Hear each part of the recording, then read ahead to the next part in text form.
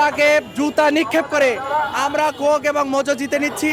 আপনারা দেখতে পাচ্ছেন, সবাইকে আহ্বান করব আপনারা স্বতঃস্ফূর্তভাবে এই আন্দোলনে, এই কর্মসূচিতে আপনারা সংযুক্ত হন। হাসিনাকে জুতা মারুন, কোক মোজো জিতে নিন। হাসিনাকে জুতা মারুন, কোক এবং মোজো জিতে নিন। জুতা মারার মধ্যে দিয়ে আমরা মেসেজ দিতে চাচ্ছি যে যারাই ভবিষ্যতে ফ্যাসিস্ট হবে বা তার মতো আচরণ করবে, সাধারণ মানুষের প্রতি অন্যায় করবে, তাদেরকে কিন্তু তাদের কর্মফল ভোগ করতে হবে। খুব তো অবশ্যই আছে, তারা দেশের সাধারণ মানুষের সঙ্গে যে কাজটা করেছে, যেরকম ব্যবহার করেছে, সেজন্যই আসলে খুব তৈরি হয়েছে। এটা কি মূলত যারা ফ্যাসিস্ট বা স্বৈরাচার হবে আগামী দিনে তাদের জন্য? এটা সবার জন্য একটা শিক্ষা, তাদের জন্য বিশেষ বার্তা, যেন কেউ এই কাজটা আর না করে। এটা কি আপনাদের মনে হচ্ছে খুব নিষ্ঠুর প্রতিবাদ হয়ে যাচ্ছে? আচ্ছা, এই জুতা মারার মধ্য দিয়ে কোনো নিকৃষ্ট উদাহরণ তৈরি হচ্ছে কিনা? উদাহরণ তৈরি হবে না। আপনি এক সময় আপনি ছিলেন একদম শিখরে, এখন আপনাকে জুতা মেরে হচ্ছে আপনার জন্মদিন পালন করা হয়।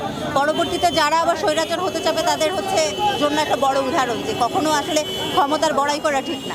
আজকের এই দিনে কিন্তু বাংলার জমিনে আসলে এই ফ্যাসিস্ট খুনি হাসিনার জন্ম নিয়েছিল, যার ফলশ্রুতি থেকে আমরা কিন্তু গত 15 বছরে আমরা দেখতে পেয়েছি যে বিরোধী যারা রাজনৈতিক মতাদর্শ ছিল তাদের উপরে গুম খুন হামলা মামলা আয়না ঘরের মতো জঘন্যতম জিনিস তৈরি করে পরিবার থেকে দূরে রেখে বছরের বছর কিন্তু নির্যাতন করা হয়েছে। বিরোধী দল মতের মানুষকে ক্রসফায়ার করা, তাদেরকে বছরের পর বছর মিথ্যা মামলা দিয়ে হয়রানি করা, এছাড়াও এই জুলাই গণ অভ্যুত্থানে শিক্ষার্থীদের উপর যে গণহত্যা চালিয়েছে, এর ফলে কিন্তু মানুষের মাঝে একটা ক্ষোভের তৈরি হয়েছে। সেই ক্ষোভের কিন্তু একটা বহিঃপ্রকাশ কিন্তু আমরা আজকের এই গণজুতা নিক্ষেপ কর্মসূচিতে বাংলাদেশের ছাত্র শ্রমিক জনতার কিন্তু একটা স্বতঃস্ফূর্ত অংশগ্রহণে কিন্তু আমরা লক্ষ্য করতে পেরেছি।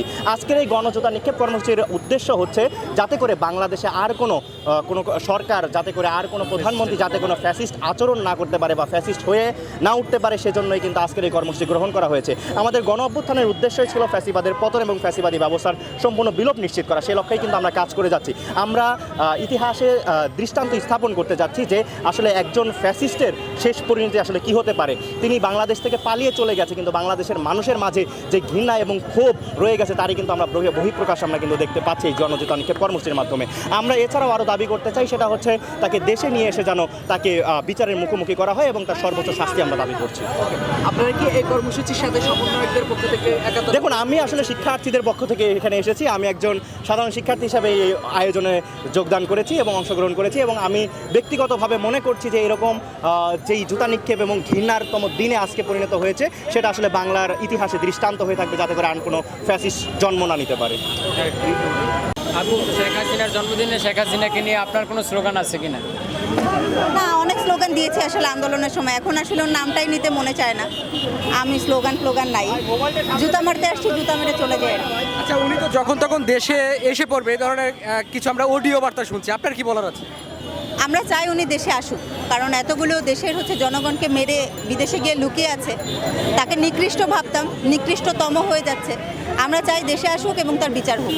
দেশে না আসলে তার বিচার হবে না। আমরা চাই তাকে দেশে টেনে আনা হোক, সে নিজে না আসলেও চট করে ঢুকে না পড়ে, তাকে টেনে আনা হোক, এখানে টেনে এনে আমরা বিচার করব। জুতাগুলো দেখানো যাবে?